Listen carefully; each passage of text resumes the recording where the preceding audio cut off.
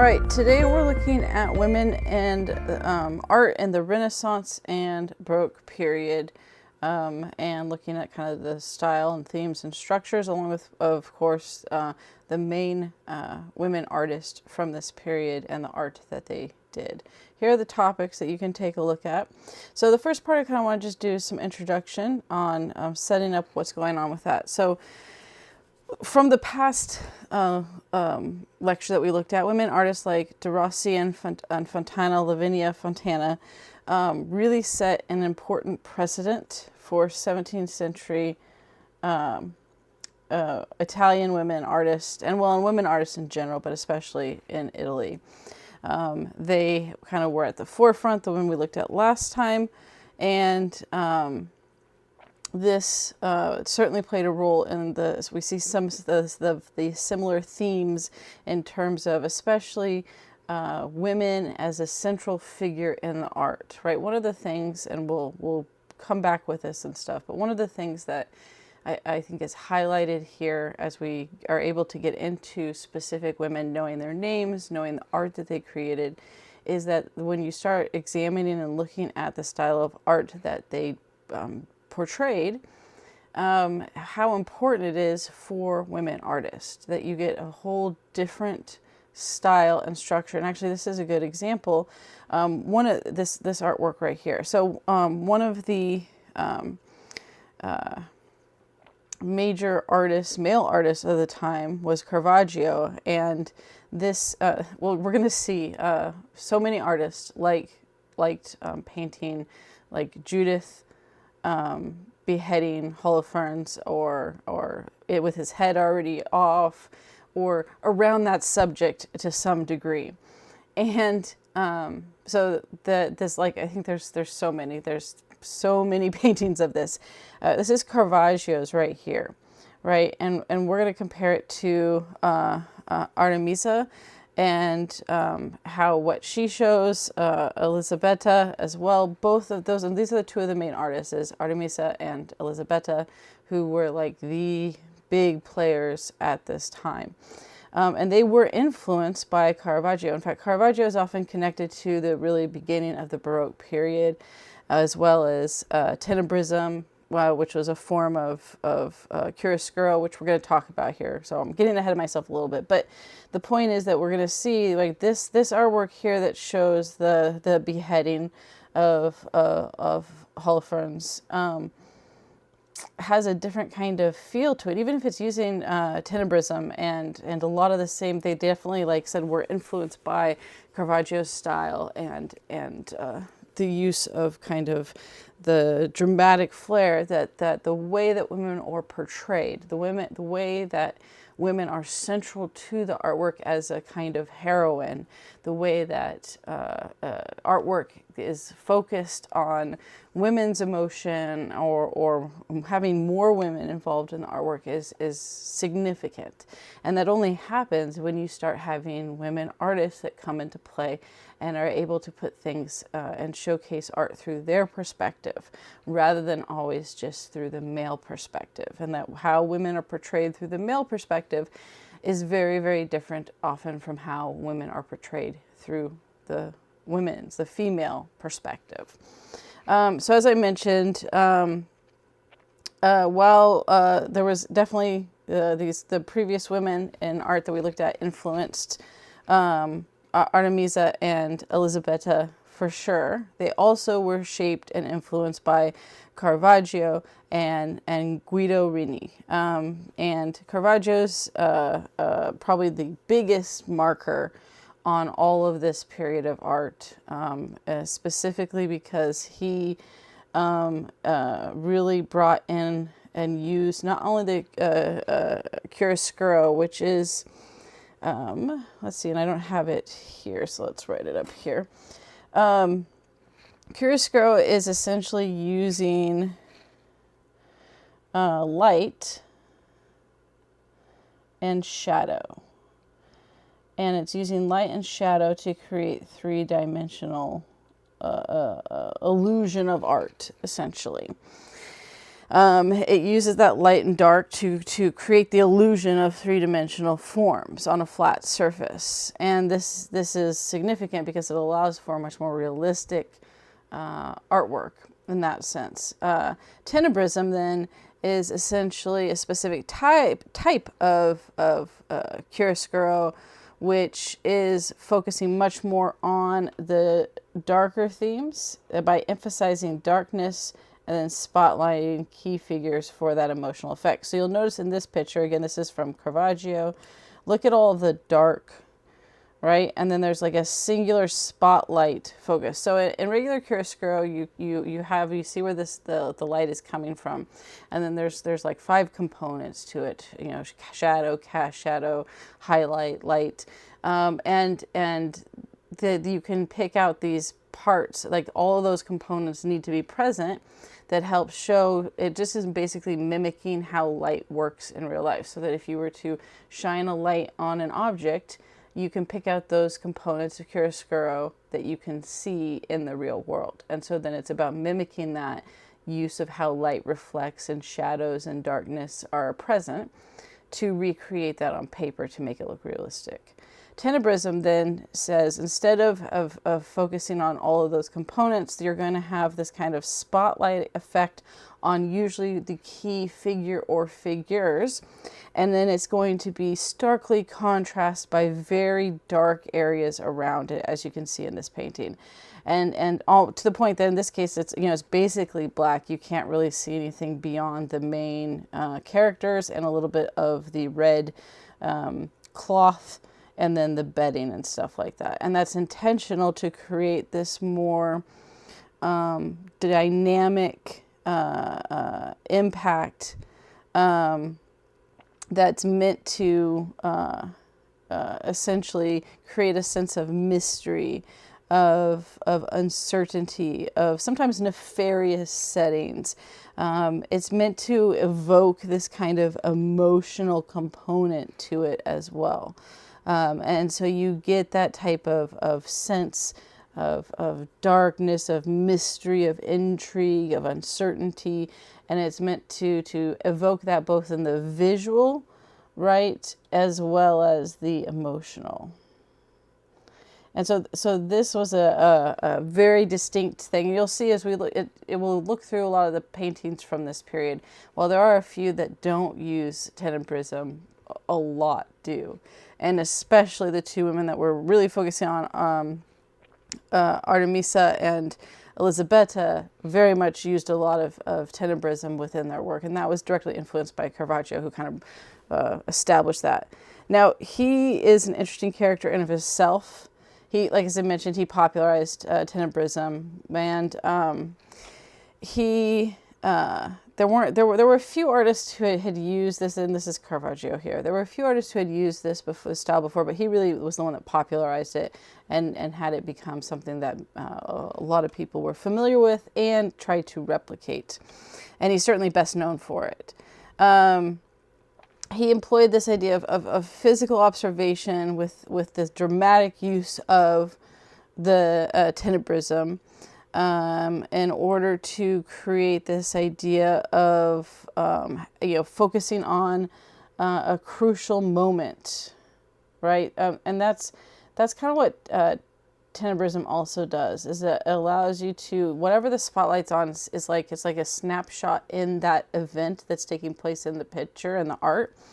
And we're getting to see that like emphasized and highlighted and brought out. And so it's this freeze frame in a way of whatever event the painting is showing.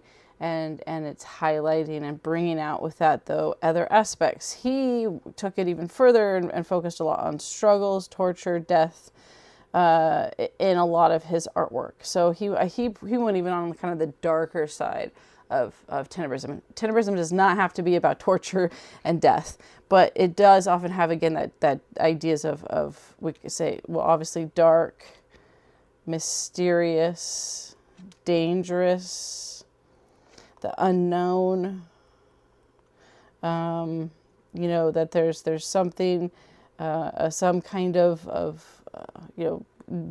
dangerous, negative, nefarious thing taking place in that scene that we're getting to peek through and observe in a place where, you normally wouldn't.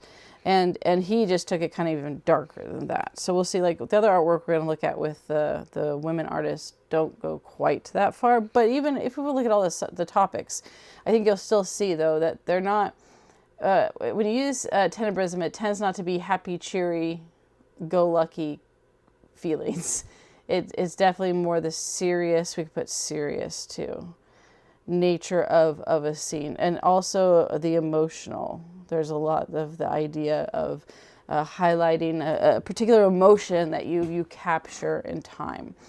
But he kind of was even darker in that sense. That violent struggle was a popular thing. And actually probably see, we could put that, violent struggle was one. Well, again, the torture and death, not as common, although we'll see even the first example that I started with is death. So, I guess they use that as well. I would just say it was slightly muted from Caravaggio's style, but all of these things are part of tenebrism and what it brought to it. He worked with live models and painted directly on the canvas, and again, directly impacted that style of Baroque art that emerged from them. But he had a very tumultuous life.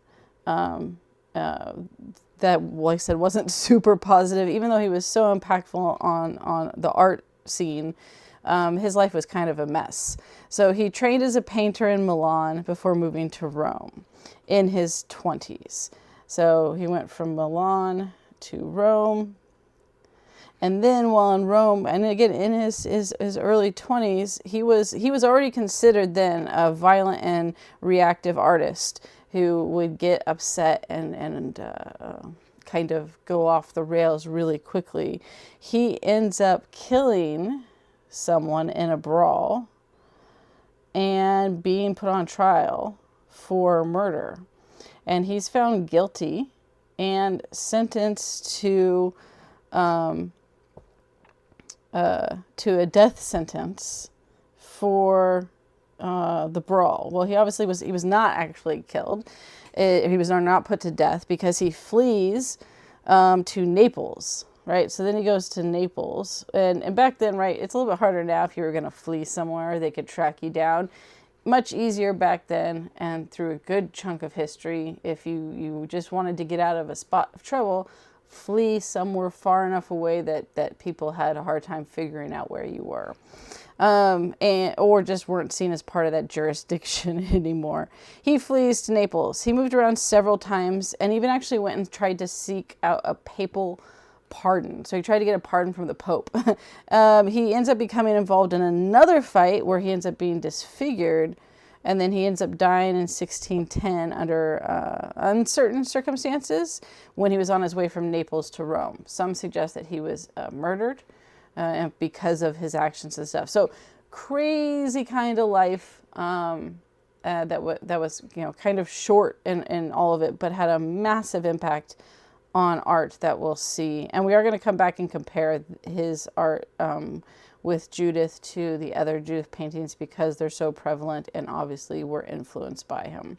Now, one of the other artists that was influential and influenced Elisabetta and Artemisia at the same time was the exact opposite of Caravaggio, and that was Guido Reni. And he was seen as educated and cultured, a gentleman artist, compared to Caravaggio, who was seen as a rebellious, a bohemian artist. The reckless rebel versus the cultured gentleman is kind of a good way to compare that, if you will, on that.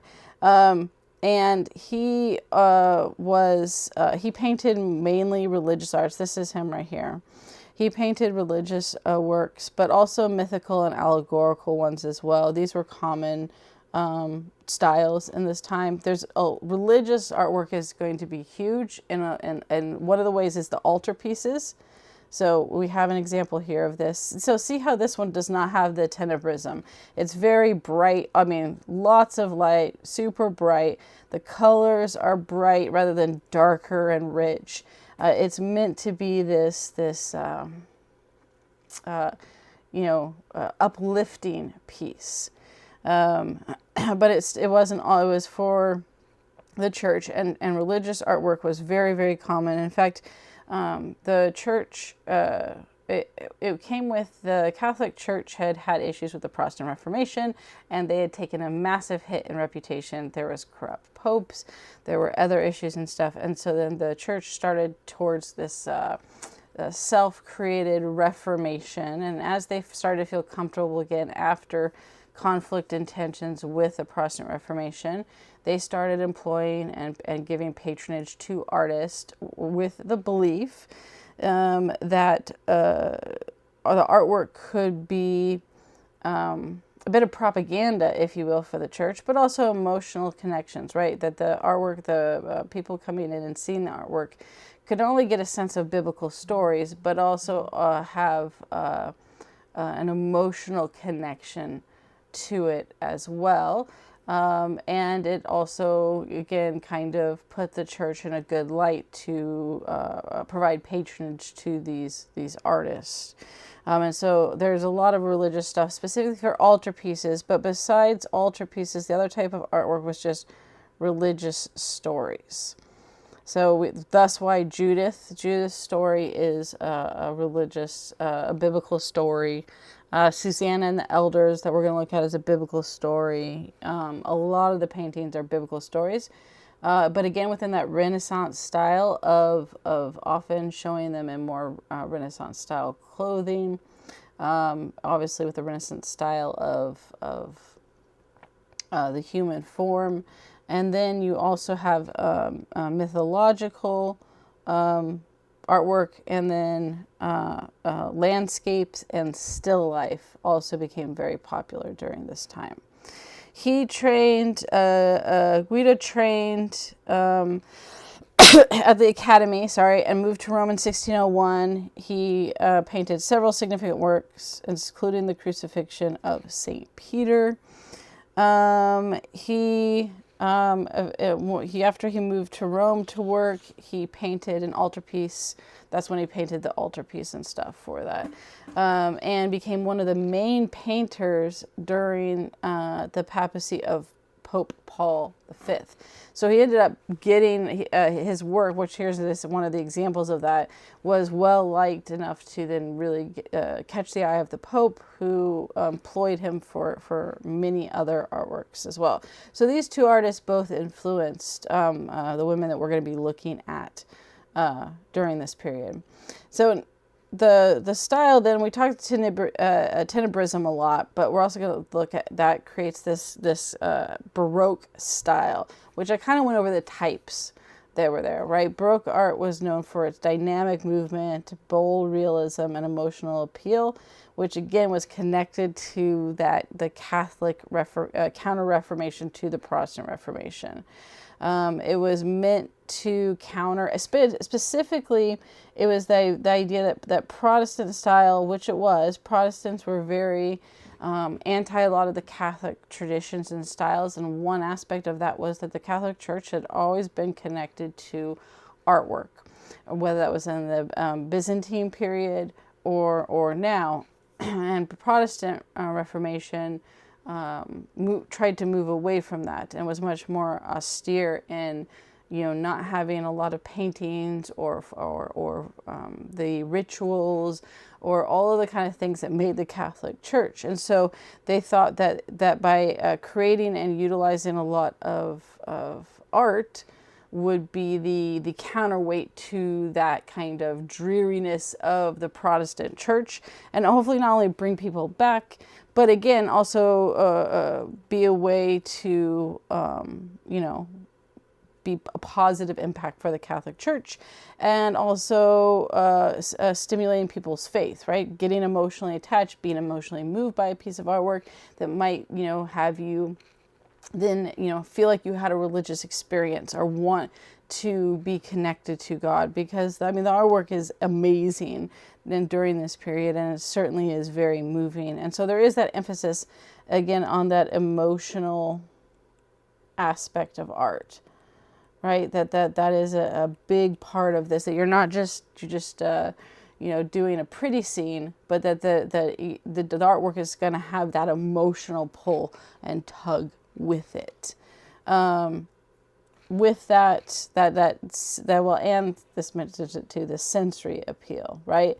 All of this, along with, of course, conveying divine splendor in heaven, right? If you can use artwork to highlight the divinity, the splendor of heaven, then that is going to be a bonus as well. So a lot of Baroque church ceilings were painted during this period and had vivid views of religious scenes to imply that sense of heaven and its sense of it being infinite. This is a good example of that. Here's another artwork too that highlights the ascension of the Virgin Mary, and again meant to be this kind of emotional experience that is dynamic. It isn't feeling static, right? There's so much movement, there's a lot of emotion, there's a lot of feeling, there's a lot of color, or if it's using tenebrism, there's a lot of contrast between that.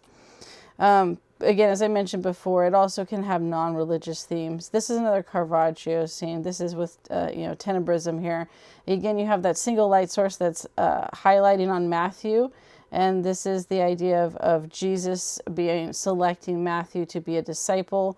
And I think this one is a really interesting one too, with the idea of they're definitely wearing, period clothing from the contemporary period, not from the biblical period. The hats, the clothing, all of that. But you have the tax collector, right, that's looking down in this dark kind of back room, and the light highlighting him as he's being pointed to, and that line's guiding you there, while the other people around look surprised that he's being selected. And it highlights that idea of that even those in these kind of, dark back rooms doing shady things can be selected by Jesus to be disciples. And so it uses that contrast of light and dark to highlight that imagery and that idea. So even if it wasn't directly for the church, right, it was very popular to use these religious scenes. But besides that, you also had portraits were very popular, still life, mythical subjects were also there as well. Also, as I mentioned, the landscape, specifically the idea of landscape as vast, right, and humans small. So there'd be lots of there were several landscape portraits right here. Here we go, portraying humans as small figures within the vast settings. And this was connected to both the appreciation of landscape, but also with the increasing understanding of scientific exploration, as the huge European exploration across the oceans were taking place. That realization that the world is massive and people are relatively small, and highlighting that kind of understanding of the natural setting versus the kind of minute size and role that humans actually play in that. So that gives you kind of the background of it. So the first woman artist that we're going to look at is Elisabetta. And see some of the work that she did. This one here is a self-portrait. So you get an idea. Self-portraits are still popular, super popular. Many of the artists, especially, and I think even more so with women artists. And one of the reasons, of course, is because there were not a lot of women artists during this period. So to be not only a woman artist, but one that was, well known, and that had achieved a level of success, having self-portraits was a way to prove that they were artists, to prove that they made it. And in fact, many people, as we saw in the past lecture, wanted, with like Lavinia and stuff, wanted these self-portraits because they, I don't want to say they were a sideshow, but like women artists were unique. And so having a self-portrait of a woman artist by that woman was in itself a kind of unique piece to own. But I think that women also liked doing these because they got to portray themselves the way they wanted, right? Instead of just being seen the way you were expected to be seen, the self-portrait could be used to do that. It also could be used for some. It was about, kind of actually cataloging their, their life as they grew and aged. But a lot of it was about being able to highlight and showcase how they wanted to portray themselves in that sense. All right, so we're going to look first at kind of her little background and then specifically the artwork that she did. As were most women artists of this time that had the opportunity, she was trained under her father, Giovanni, and he provided her with kind of actually a very robust humanistic education that we talked about last time with the emergence of the Renaissance, that also included technical and theoretical artistic training, which is a big deal.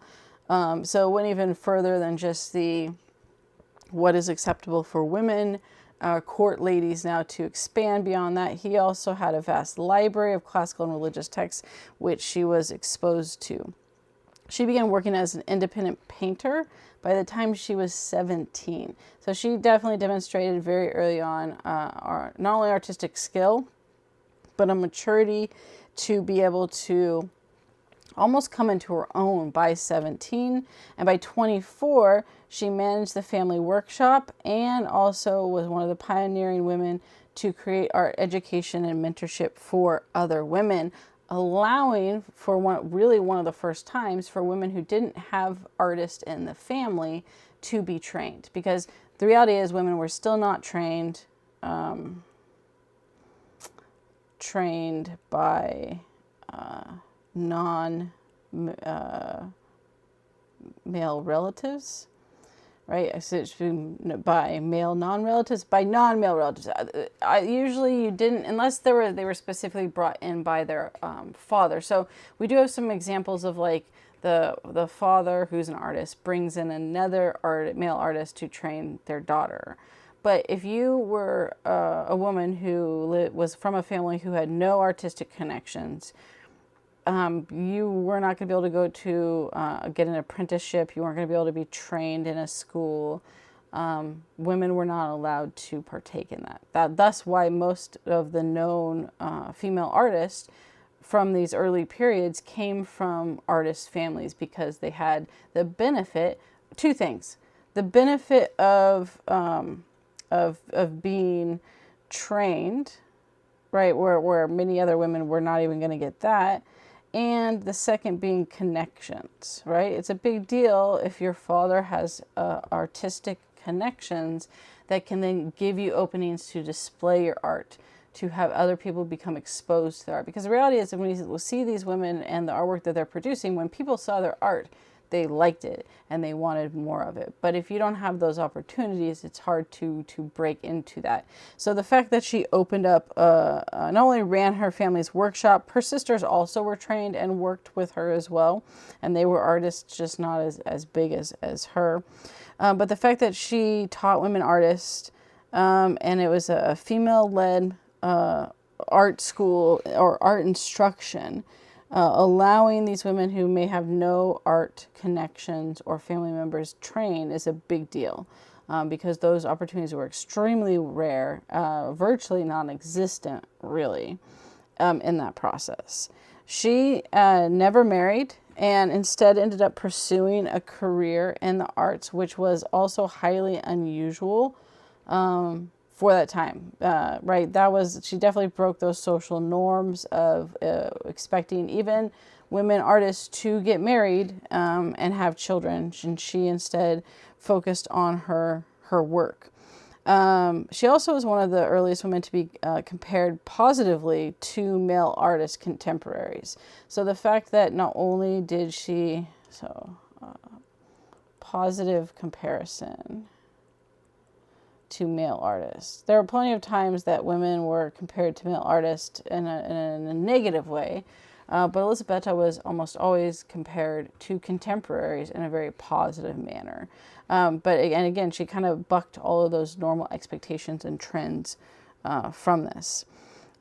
She focused largely on classical and biblical narratives, right? These were the ones that we already talked about, that were already super popular during this period.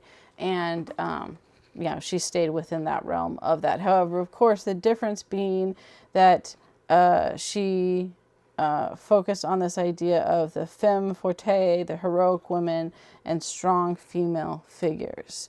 The idea of the femme fatale is like the strong woman, the powerful woman.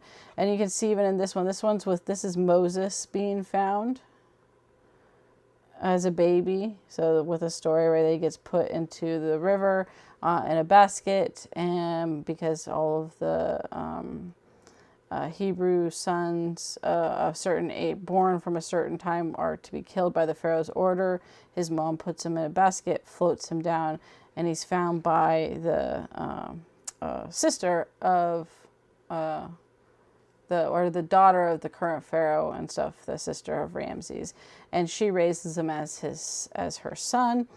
And then his mother actually volunteers to be his kind of not midwife but wet nurse and servant, so that she can still be near him and stuff.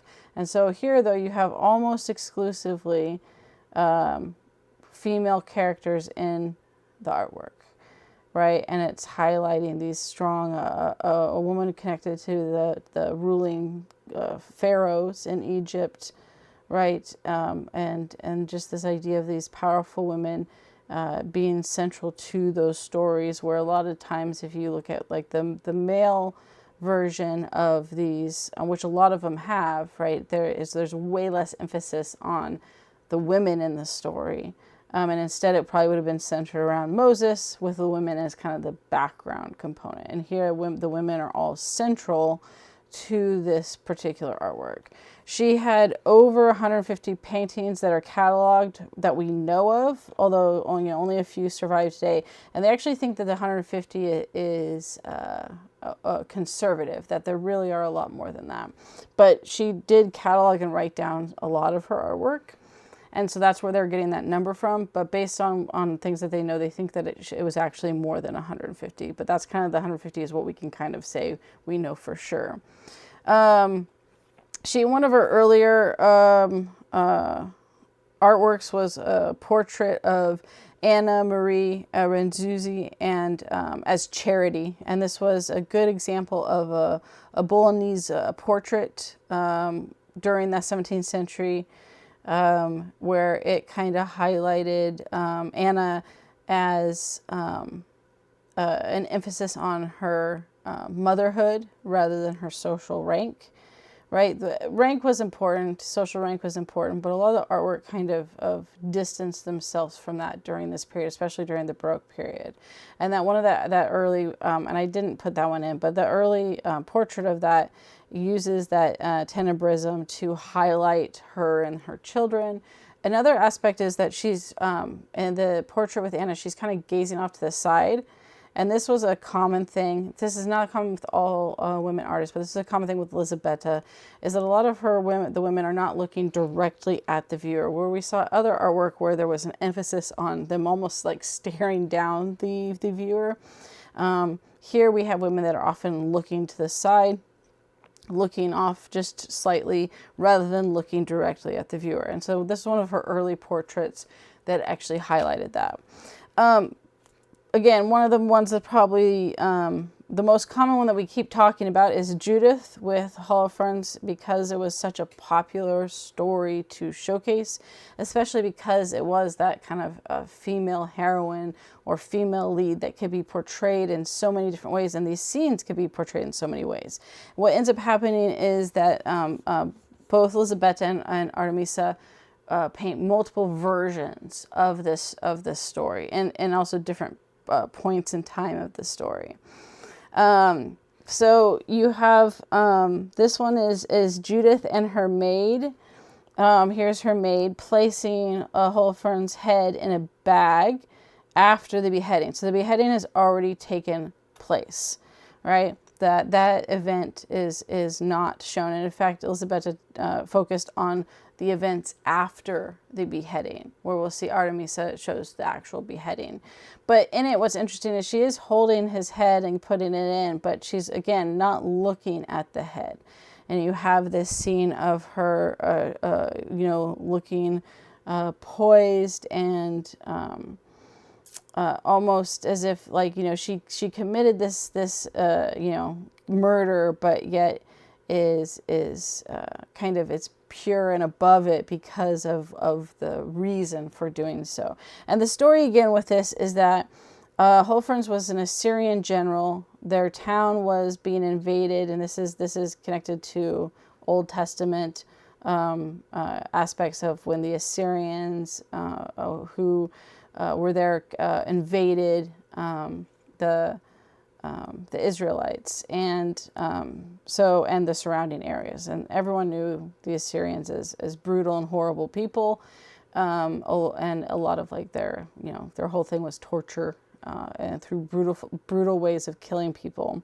So she kind of seduces her, in order to save her town, she seduces her way into the general's tent, the Assyrian general's tent, and then gets him drunk and ends up beheading him. And then she brings back the head to her town to show that the general has been killed and they'll be safe.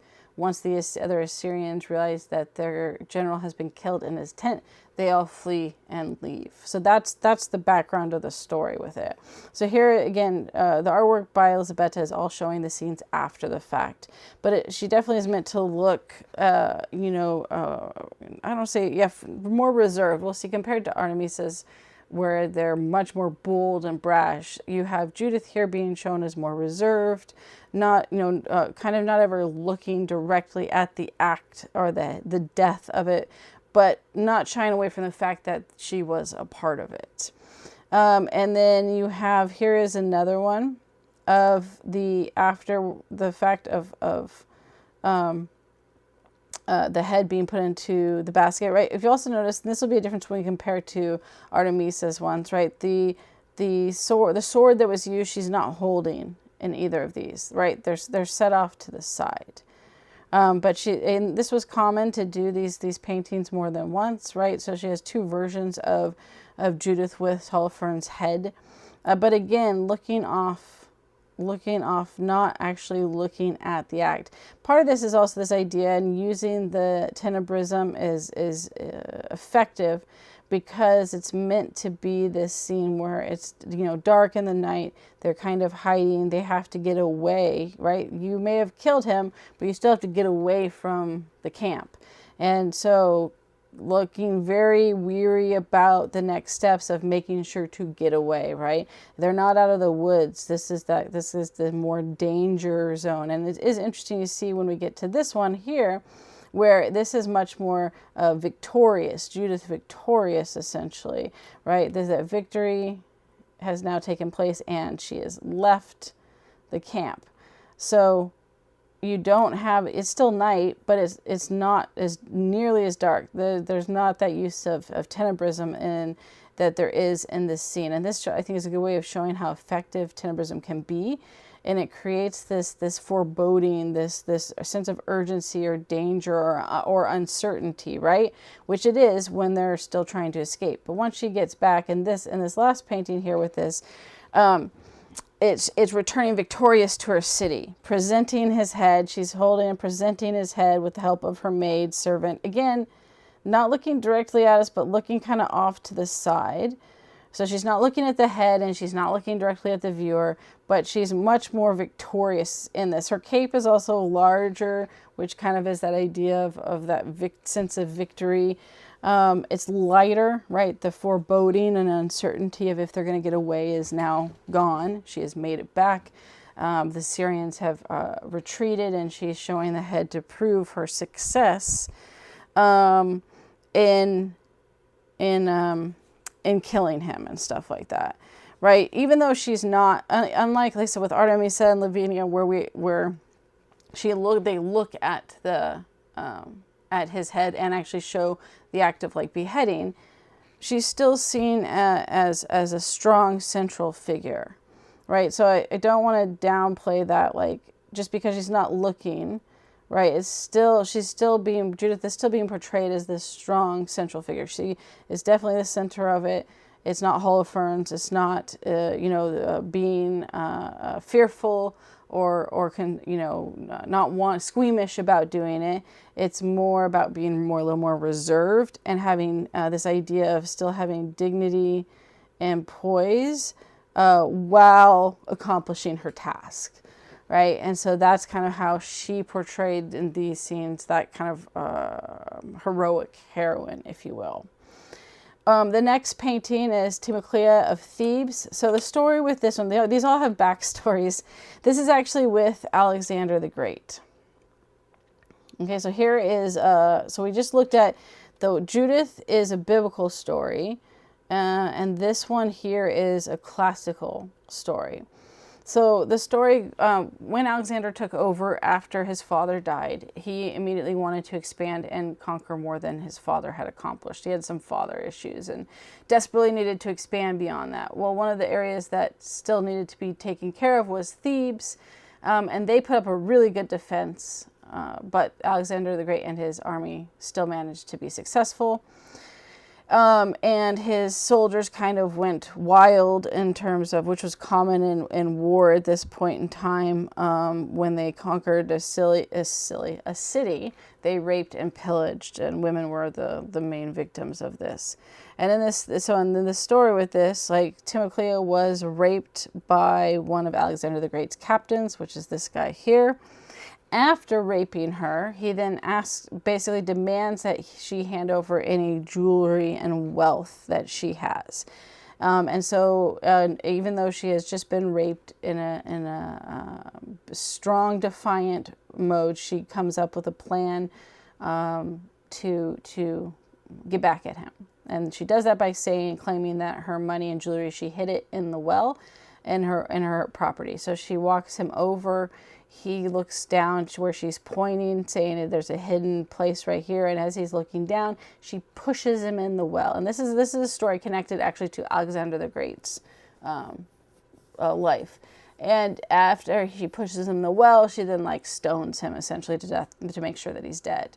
Alexander ends up hearing about this. They bring her to Alexander thinking that he's going to punish her for killing a captain. And he's so impressed with her resilience and fight, and also somewhat recognizing, but not stopping the rape and pillage, but appreciating her strength, that she's free to go. And he orders that none of the soldiers touch her or bother her again. So, and actually, I think her house ends up not being razed to the ground. He only saves a couple of houses. A poet he really liked, and then a household where he was held as ransom, and then I think her home was preserved as well. So he recognized her strength and did not punish her for killing one of his captains.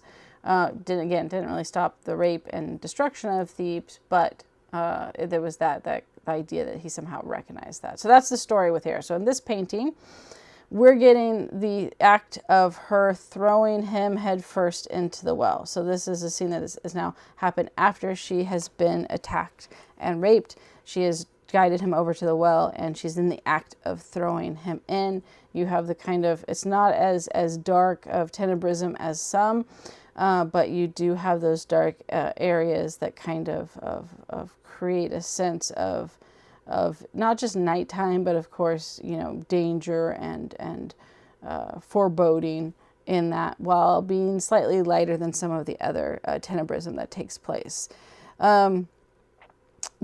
She shows, one of the things that's important is that Elisabetta is emphasizing her strength rather than the rape scene, right? And this scene had been painted by other artists before, male artists, and they usually focused on the actual rape scene, or right after the rape scene when she's actually at her weakest point, not when she is at her strength. This is highlighting that the way that she was when she was her strongest, her revenge against this captain, where she takes control and agency of her life and enacts vengeance and revenge on the captain who, abused her. and she ends up coming out ahead. And that was intentional. And in ways, distinguished women artists from male artists is that women were often shown in their most powerful, in a sense of agency, in a sense of poise and strength. And then that's reinforced through these, like you have very bold colors of the cape and his uniform contrasted to her darker clothing and the dark background, which is meant to highlight and stand out him, being pushed into the well, and clearly from her own power. And this is a common trait of a lot of those paintings in that sense. So once again, that kind of heroic heroine figure, taking, and one of the things that they're really good at is they're taking this story that is often, and is definitely connected to women being attacked or abused or being seen as weak, and almost turning it on its head to highlight the stronger parts of when women are shown. The next one is Portia wounding her thigh. And this was this one actually was commissioned by someone that she made this for them, and it was meant to go over the door in an apartment. And she picked a part where Portia is wounding herself to test her strength of character before asking Brutus to confide in her. So again, it's meant to show how she is strong and willing to go to lengths to prove that strength. And it's meant to contrast the women in the back who are like gossiping and talking compared to Portia, who is by herself to prove her loyalty and strength, that she can be trusted, that she can be seen as virtuous and worthy of political trust, separating her from essentially the rest of her sex in that process. I mean, she's physically separated from them.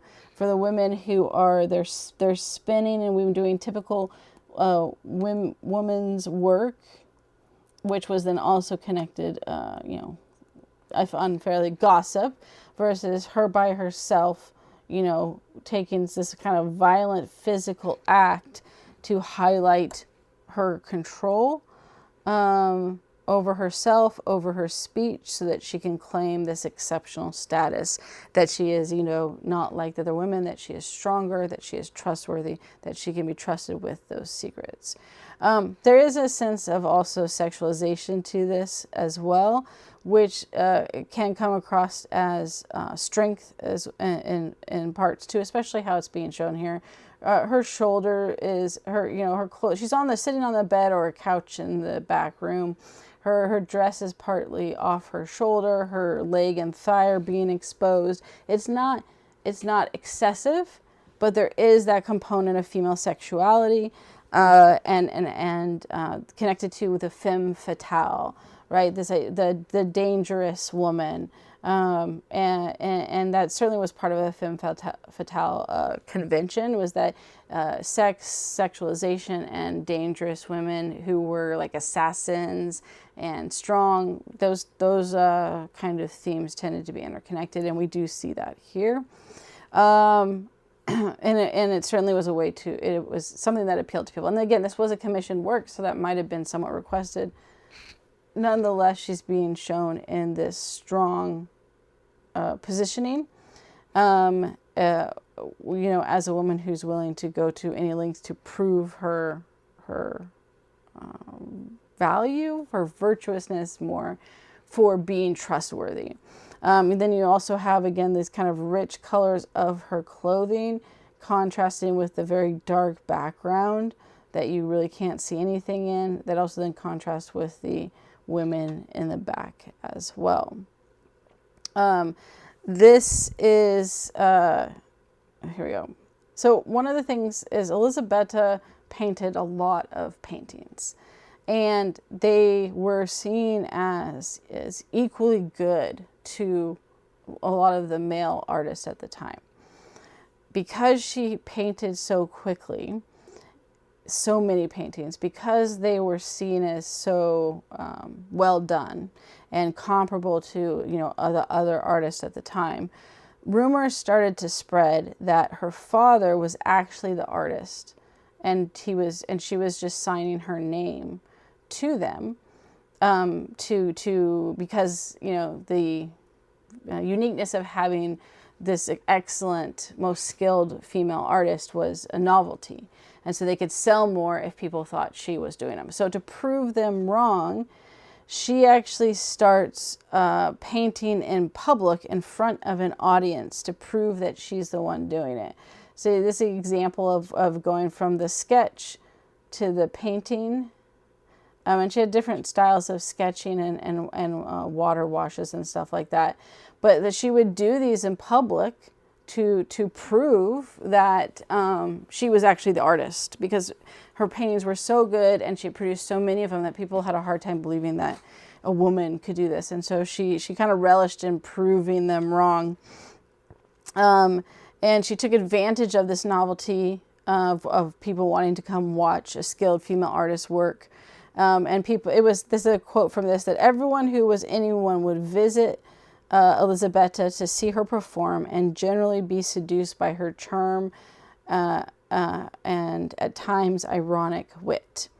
Right, so that she actually utilized, she took the criticism and disbelief and then proved not only that that was wrong, but she turned it around and used it to her advantage to be this scene where it brought more people in who then wanted to commission or purchase her work.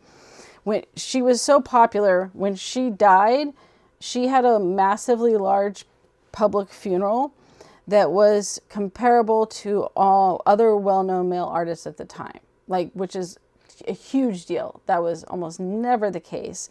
And the fact that she was treated with her funeral and her death as equal to the very well-known male artists at the time, that the massive amount of people attended, the different things that were put on for her funeral were essentially the same as any well-known male artist. So it was a big deal. It also highlights how popular she was, how well-known she was, and how valued her artwork was at the time, which is both her and Artemisa, a huge deal in how they broke through all these normal barriers that were usually in place for women. And not just broke through them, but thrived outside of them in a way that most women were not able to do. All right, we're going to look at Artemisa now and her work. And we'll start with her kind of background a little bit, and then look at the different artwork that she did. So Artemisa was also definitely influenced by the style of Caravaggio, and she actually traveled to several locations and actually spread the kind of style of Caravaggio around. And for example, to Florence, there wasn't a huge Caravaggio style when she moved there, and she ended up inspiring a lot of local artists to explore that style as well. She was the daughter of an artist as well. Her father, Orazio, that was her father, was an artist, and he actually trained her first. In fact, actually one of her earliest paintings, when we'll look at it, of Judith with her maidservant, was not directly copied, but was copied from her father's painting, and then she adapted it some. Eventually, he recognized that probably that his daughter was, going to be above him in skill and ability, and he started bringing in teachers for his daughter for her to study under other male artists, which was again also a big thing, because that rarely ever happened. The daughters would train under their fathers and family members. Rarely would other male artists be teachers specifically brought in for a female artist. And in this case, not only was she trained under her father, but then with his connections, he was able to actually bring in other artists to train her as well. This is a self-portrait. That was one of the more traditional ones, right? Showing her playing an instrument, as was seen as acceptable. But she, and also very obvious, the very dark contrasted with the light of the clothing. This was more traditional, as one of the earlier portraits that she did. With the training and stuff, he brought in, unfortunately, Agostino Tassi who was seen as a successful artist at the time, and had received major commissions for fresco decorations in Roman palaces. Unfortunately, while he was there training her, he rapes her and then promises to marry her, which was common at the time, very cruel, but like the idea of virginity was important and honor. And the virginity and honor of a woman was connected to her family and her father as part of that. And so one of the things that happened, even if it was rape, is that if you were raped by someone, then one way to where the guy essentially didn't get in trouble is that if they agreed to marry them, then it was seen as negating that somehow, which of course discounted every aspect of the violence and violation of rape. He promised to marry her at first. And again, this was seen as a way to protect the family name, the family honor, technically to protect Artemisa's honor as well. But when it became clear that he was not going to marry her, Horacio basically had to sue him, Tassi, because in order to restore her reputation and the family's reputation, because it was seen as a violation to honor of the whole family, not just Artemisa, that almost required that suing of that. Plus, it also would punish him in the process. In the court hearing, we have some of the trial transcripts from this. She gave detailed testimony of the rape and assault that took place. And while she was giving this testimony, she was tortured on the witness stand, which was seen as a lie detector test. So this wasn't abnormal. There was not like she was randomly tortured when no one else was. This was a weirdly common practice at the time, where what they would do is that when someone was on the witness stand, there was a device that would tighten cords around your fingers that were called thumb screws. And again, it was seen as a type of lie detector test, that the pain, while not permanently damaging, just painful, would be enough pain that the person couldn't lie, right? That they would, if they weren't telling the truth, that because of the pain, they would eventually then falter or right. That and there's one part of this. The idea is that the pain, and if you're made up a story and you're being subjected to pain, you wouldn't be able to keep that story straight in your head, and you would crack at some point and end up telling the truth. Versus if someone is telling the truth, doesn't matter the amount of pain that's taking place, their story isn't going to change. So that's the process behind it. And certainly this idea that apparently it was acceptable to torture witnesses on the stand. Nonetheless, she was put to this torture while she was giving testimony. And I don't say if maybe famously, but certainly it became well known that she was honest. She never wavered and was very bold in supporting her claim. She says, this is a quote from the trial: "I have told the truth and I always will, because it is true, and I am here to confirm it wherever necessary." And then she turned to Tassi and looked at him and said, "While this is all going on in the torture, this is the ring that you give me, and these are your promises." And that was seen as a very powerful, like, bam to him and stuff. He ends up being found guilty. And she gets kind of praised for her strength and resilience within the whole messed up system of how this worked. He was found guilty and sentenced to 5 years of hard labor and banishment from Rome. Unfortunately, this sentence was never actually happened, enforced. He ended up only being in prison for like 8 months. However, I suppose she was vindicated because he was found guilty. Shortly after the trial, she marries a Florentine, and then they go live in Florence before then going to Rome and some other places. So kind of a sad backstory. She was only like around 17, 18, I think, when this took place. Susanna and the Elders is one of her earlier works. She completed this at 17. And this is a story with it's a biblical story, which was that two elders were spying on a virtuous Susanna while she was bathing, and then attempted to blackmail her for her having sexual relations with them. And they said if she didn't have sex with them, they would accuse her of adultery, which could have been a death sentence. She, of course, resists and pushes back against that. Again, the way that this scene is often shown is as Susanna being much more meek or unaware.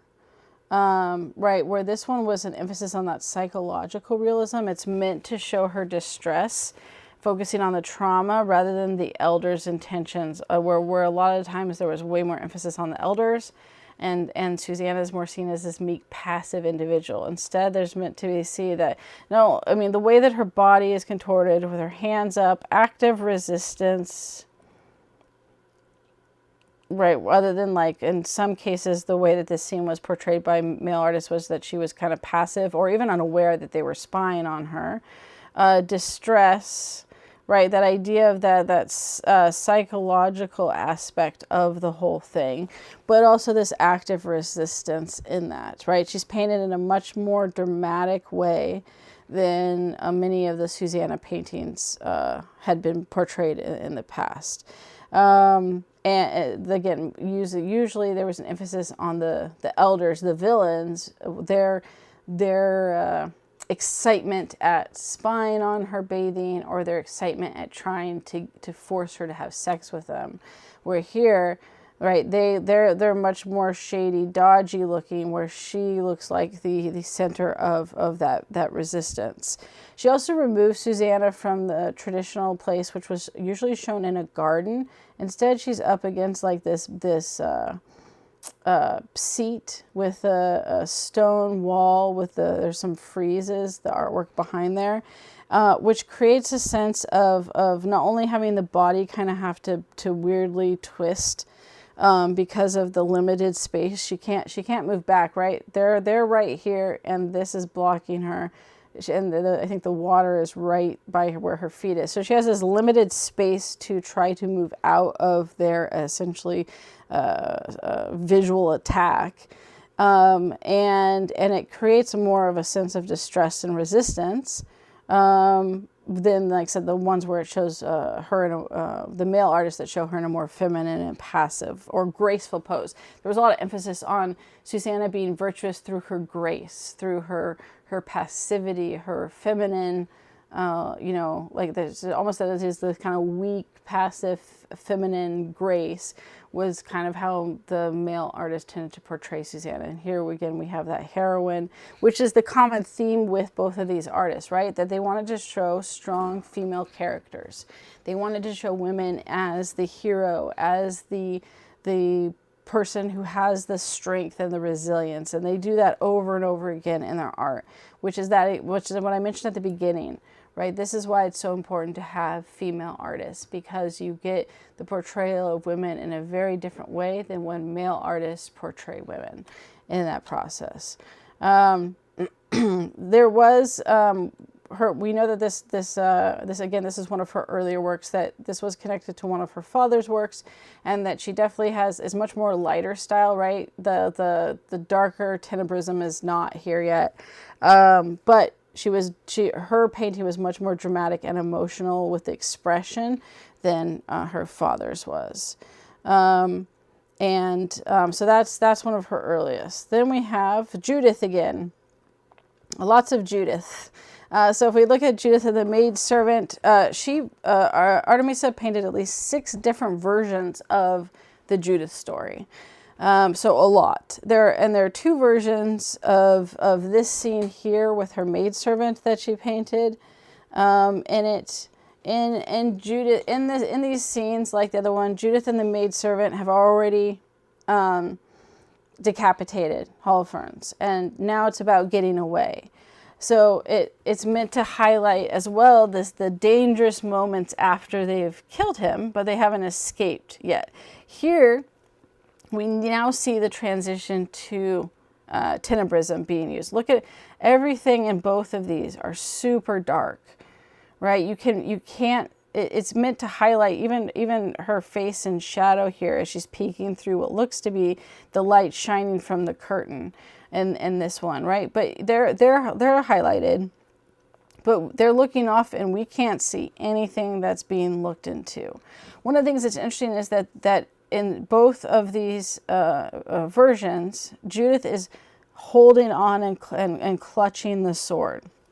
Right, we saw in Elizabeth's that the sword was just to the side. It was already discarded as if she didn't want to continue holding it. Here, you have Judith holding on to the sword, prepared to use it again, it almost looks like, if the need arises. The maidservant has the head in the bag or basket, but interestingly enough, they're both gazing off in the same direction. It's opposite directions for each of the paintings, but they're working together. They're both looking, waiting to see if there's if they're free to escape. Essentially, that's what they're doing. Is they're waiting to try to peek out and see if they can escape, right? And there's that sense of tension and uncertainty with use of the tenebrism to make it so you can't see anything around them. You can see in the painting on the left, right? You can see a little bit of a table. You can see the cloth here, but that nothing else. In the one on the right, you see nothing but them. And that's meant to create that sense of uncertainty, a little bit of foreboding. But at the same time, look at the facial expressions. It's determination. It's not looking nervous or scared or surprised at what the act that's been done.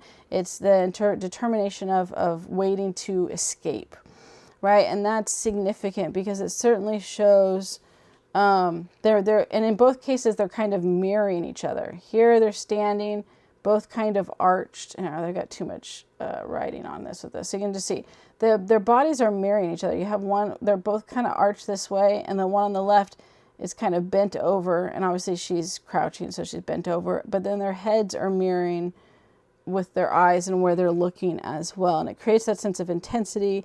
It creates that sense of two figures that are complicit in this act, sharing the same space, looking and ready and actively willing to make their escape, which then is reinforced with Judith holding on to the sword that she used. She also painted two versions of the actual beheading of Holofernes. And this one is the one that I had you compare, and we can see it here too, to Caravaggio. And the difference, right? So this first one here on the left is Caravaggio's, and this one is Artemisa's. And you can see they're very similar, slightly different colors used. The amount of light used is a little bit different as well. But here you have the actual act of the beheading, even with all the blood, him actively trying to fight against it as the maidservant helps hold him down while Judith actually cuts his head off. This violent act there's not being shied away from and is showing that taking place. What's interesting with this is that male artists often depicted Judith as hesitant and delicate, avoiding direct engagement with the act that she commits. That it was intentional, kind of, that this, this was not something she wanted to do, that she isn't very strong. But most of the early women artists placed women in these assertive, heroic roles, showing their strength and control. It was meant to also show her determination in this movement. If we compare these two, right, Caravaggio's, look at Judith. She looks very concerned on her face. She's very delicate. She's not very strong. It's almost like she got lucky by cutting off his neck far enough before he woke up from his drunken stupor that he couldn't do anything about it. He's not fighting her at all because it was an act of, she was successful because she caught him by surprise. Meanwhile, the old maid servant just looks on. It looks like she's wringing her hands on the cloth. But Judith is looking very concerned about this. Look how far away her body is from the act itself. Right, this is the typical way that women were portrayed by male artists, especially this scene with Judith. And then if we compare it to Artemisa's, they're right in there actively fighting him. He's fighting back and pushing back. She's got her hand on his head, holding him down. The maidservant's holding him down. He's got his arm trying to push her away. He's actively fighting. And look at the face of determination staring directly at him. And she's also portrayed as much stronger than the Judith in Caravaggio's painting.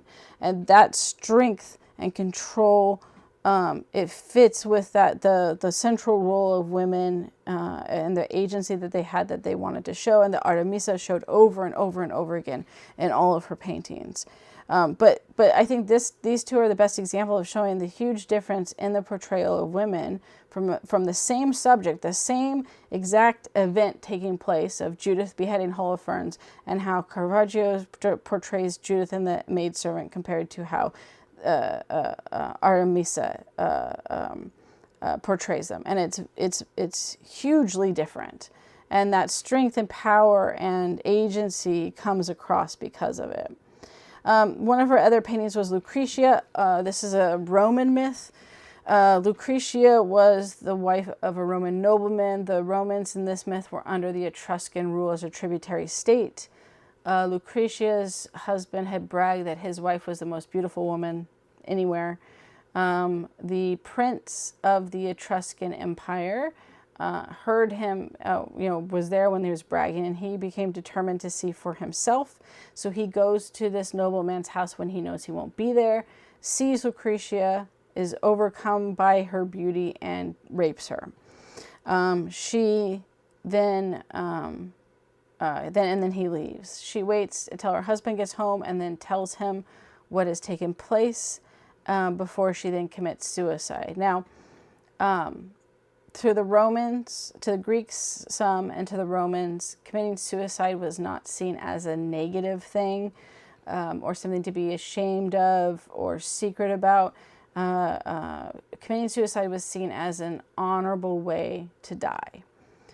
So I think that's important to know in this scene is when it's, the idea was that this wasn't something that was shameful, or it was instead, it was a respectable way to die. In that. And so Lucretia ends up actually symbolizing defiance, honor, loyalty to Roman ideals after her tragic fate. That this was a way for her to take into her own hands and restore her honor. Again, notwithstanding the messed up aspect of having to restore your honor after being raped, but this was her way of taking back control from this horrible event. And that's how the Romans portrayed it. And in fact, in this story, it's the rape but more importantly, her defiance through her suicide that spurs the Romans to overthrow the Etruscans and create the start of the Roman Republic. So she's held up as the catalyst for the start of the Roman Republic. So this artwork here is showing Lucretia, and it's a little hard to see because it's dark, but with a knife, basically getting ready to stab herself after telling her husband what has happened. And so it's interesting because it's, again, super dark, right? You can barely even see the weapon. You can't see anything around. And the emphasis is on her body and her emotional state. The clothing is disheveled to kind of create that the rape just happened, even though in the myth there's period time between that. But in the painting, it's meant to show like this idea that the rape, just recently happened, and she's preparing her chest to be able to stab and kill herself. But again, a lot of Artemisa's stuff was all about that, the psychological consequences, agency, the emotional aspect of these events, and how that impacted the central female figure. And then we have her self-portrait as an allegory of painting. So this is an interesting self-portrait. This is near the end of her work. By the time she arrived in Naples in 1630, she was a celebrity. So again, super well known, seen as a celebrity. She was living very well and enjoying patronage and protection from the nobility. She didn't have to worry about money. She didn't have to worry about like whether she was going to make enough. She could paint and people would purchase her stuff, and she had patronage that basically supported her. Some of her artwork changes at that time, and because of, I think, that protection. You have an allegory of fame that she does during this time, and then an allegory of a self-portrait of allegory of painting. And it kind of signifies a transition in her work to a more refined style. specifically with less of the tenebrism and the darkness, that explores a little bit more of other emotions and ideas, because again, she's in a much more safe, secure position in her life at this point in time. So what's interesting with this this self-portrait, is you get a self-portrait of her, but it's also meant to be the whole self-portrait, not a specific part. The entire self-portrait is also, and her figure is meant to be an allegory of painting, using her own self-portrait as the subject. So she's given herself different attributes of the female personification of painting. You have the gold chain, the pendant masks standing for imitation. You have her hair kind of just up in a bun that's meant to show that idea of the frenzy artistic creation, and the different kind of garments and stuff. And there's actually two of these with that, but this is one of them and stuff. The kind of changing colors, along with the colors on the palette of her painting. You've got the red, browns, the dark green, and blue velvet, all representing these patches of color that are also on her palette. That is meant to present her not as a gentlewoman, right? She's not showcased here like in the first portrait with the musical instrument, right? That the emphasis isn't on highlighting her as a gentlewoman or nobility, but essentially that this self-portrait is of an act of painting itself. So it's interesting. There's Elisabetta did an allegory of painting too. So the more like highbrow kind of meaning of the paintings, with a reflection of themselves in the process. And then the last woman that we're going to look at is Josefa de Obidos, which that actually wasn't her last name. That's this town she's from. But that's what she ends up being. That's how she signed her portraits, and so that's what she came to be known as. What's interesting is actually she signed every single one of her portraits. So we know a lot about her because she signed her portraits, and those got attributed to her right away, which was unusual. Oftentimes women didn't always sign their portraits. She is the only woman known to have worked as a painter in Portugal in the 17th century, so that in itself is unique. And when she was born, Portugal was under Spanish rule. And she learned from her father. She learned painting from her father's workshop, as all of the women did, as well as mastering engraving techniques as a teenager. This is actually an engraving. Engravings and miniatures were acceptable forms for all women to participate in. They didn't always actually. Oftentimes, these were safe ways that women could participate in art, especially as women were kind of getting into the art scene, but because they weren't seen as the high form of art, right? What we're looking at with Elisabetta and Artemisa were like high form art. She has that too, but she starts with a more traditional, domestic female role of miniatures and engravings that were acceptable. The other benefit of this is that engravings could bring in money, because you could make multiple copies of them in print form, and it was a good economic skill to learn as well. So she started, unlike Elisabetta and Artemisa, she started a way more traditional role of painting and artwork that was connected to the women's sphere anyway. She also did small scale paintings on copper. Again, there was the belief that women were better with the miniatures because they had the dexterity and ability to do super delicate work and all of that.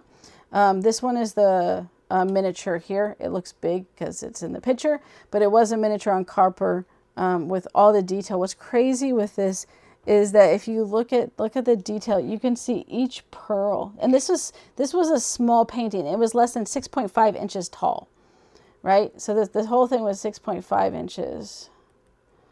It was not large, and yet the intricacy of the crown, the jewelry, the pearls embroidered on the clothing, like, it's crazy. This one was a virgin and child. It's Mary and Jesus, right? But the intricacy and detail and the colors for this miniature are crazy impressive, right? And then she also did this. She had a really well-known skill for still life, which became popular during this time.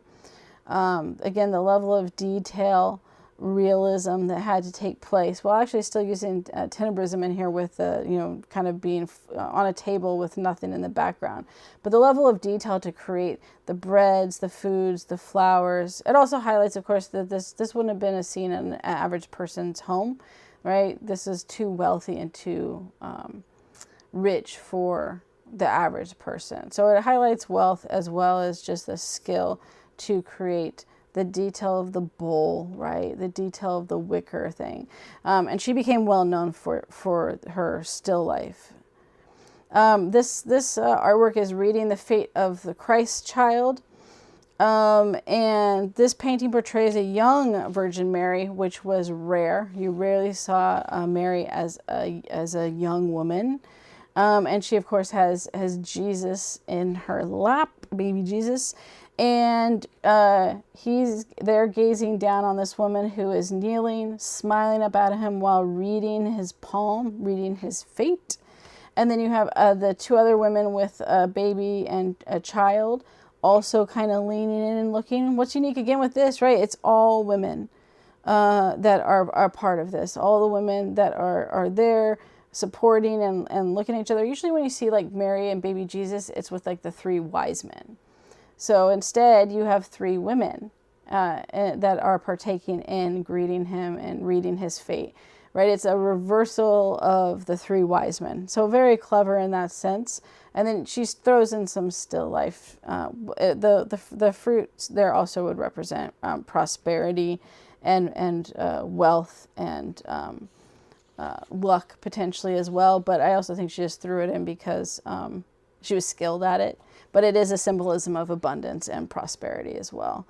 But again, this uniqueness of this, and so much color. You have the use of tenebrism in the background where everything looks dark and unseen. And so it creates this smaller sense of the women really close and gathering together in this kind of very close environment. I mean, you could have huge amount of space back here. We don't know. But because you can't see it, it makes it look like they're all huddled really, really close together, conversing and sharing secrets.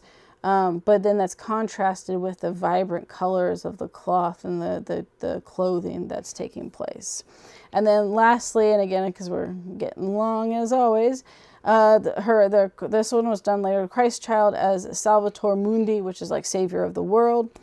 This is a painting of Jesus as a toddler. Now, that's unusual as well.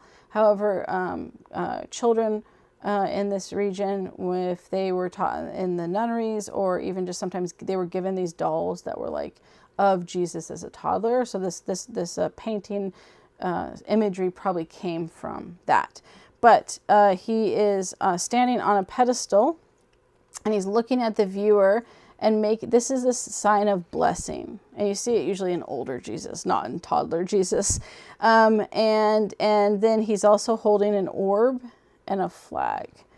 The sphere is divided into three parts, which were representing the three continents of Europe, Africa, and Asia, which they knew there was also the Americas, but those were the three continents that were known to the Europeans prior to the arrival of Europeans in America, right? And so this is meant to depict Christ's domain, especially with the cross on top, right? And the Americas weren't seen as Christ's domain, but the other areas were where Europeans had been and spread and forced their influence and culture.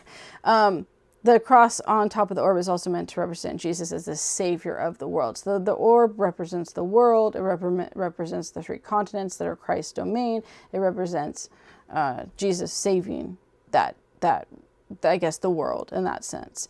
You also then have a crown of flowers above him, which is meant to also connect to, it's hard to see, but this very faint halo around him. And then he's wearing this kind of transparent lace that covers him, and then a red cape behind. You have these bright colors of the pedestal and the cape that are in direct contrast with the black background, or even the kind of white lace end of his skin.